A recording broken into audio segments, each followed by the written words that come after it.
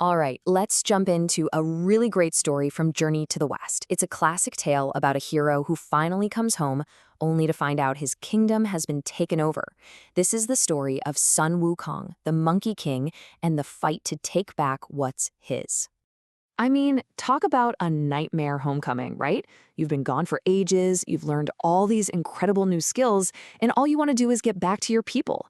But what do you do when you show up and some tyrant is sitting on your throne?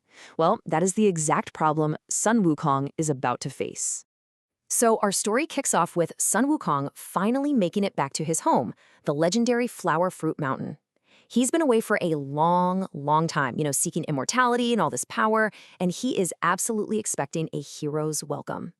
You can just feel the joy in his voice here. He sees his home and he calls out to all his monkey subjects, his children. He's totally expecting them to start cheering and celebrating. But that is not what happens. Not at all. Instead of cheering, they just swarm him, and their faces are just filled with pure terror. That warm welcome he was dreaming of, it's gone, instantly replaced with this cold, horrible feeling of dread. What on earth could be scaring the monkeys of Flower Fruit Mountain this badly? Well, the answer is a monster. A real bully who's taken to calling himself the Demon King. Apparently, he just showed up, started stealing all their stuff, and hurting anyone who tried to stop him. So Flower Fruit Mountain, which was once this total paradise, has become a place of fear. Now, Sun Wukong is a hero through and through, so he doesn't waste a second. The moment he hears that his people have been bullied, all that happiness about being home just flips to pure righteous anger. He decides he's going to deal with this problem himself, right now. You gotta love this line. It tells you everything you need to know about his personality. He's furious, he's totally confident, and he's so fiercely protective. There's no fear, just this simple decision.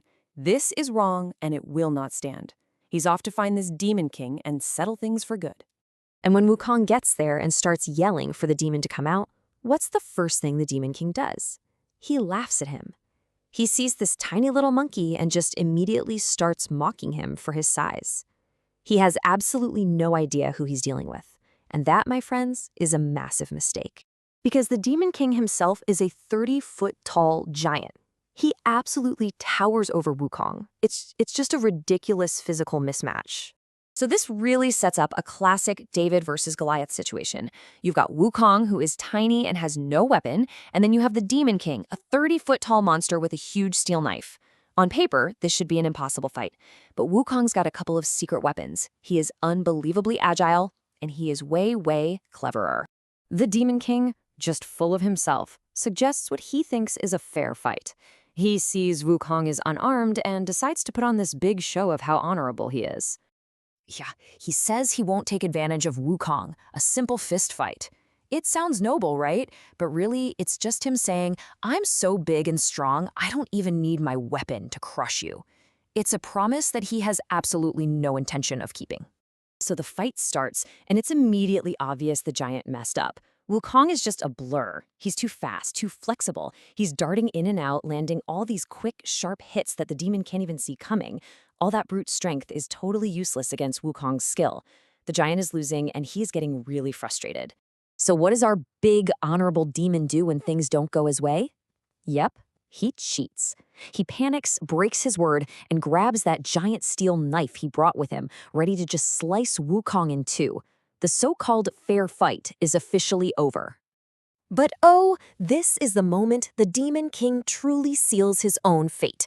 By picking up that knife, he's just given Sun Wukong the perfect excuse to stop holding back and finally unleash his incredible magic. See, Wukong doesn't need a weapon. He just plucks his single hair from his own body, says a little magic word, and blows on it. And just like that, in a blink, that one hair explodes into an army of 300 little monkeys, all ready to fight.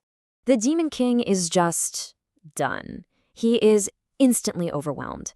This whole army of monkeys swarms him, pulling at his hands, grabbing his legs, a whole tide of bodies that just completely immobilizes him. His greatest strength, his huge size, suddenly becomes his biggest weakness. He's just a bigger target, and he is completely powerless against Wukong's magic. The tables have completely turned. The fight is over. With the giant demon helpless, Wukong moves in. He's not just ending a fight anymore. He's taking back the soul of his kingdom and restoring the peace that his people deserve. And here's the best part, the perfect poetic justice. Sun Wukong grabs the very same knife the demon tried to use on him and, with one clean swing, ends the tyrant's reign for good. The bully's own weapon becomes the tool of his own destruction.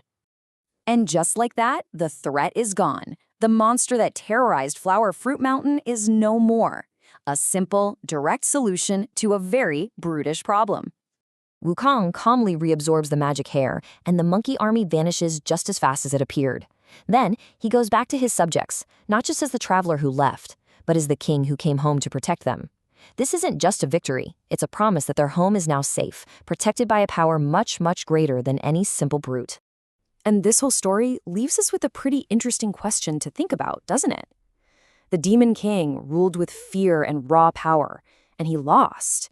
Wukong, even though he was small, won because he used his intelligence and his magic to protect his people. So what really makes a leader strong? Is it just brute force? Or is it the cleverness to defend the things you love?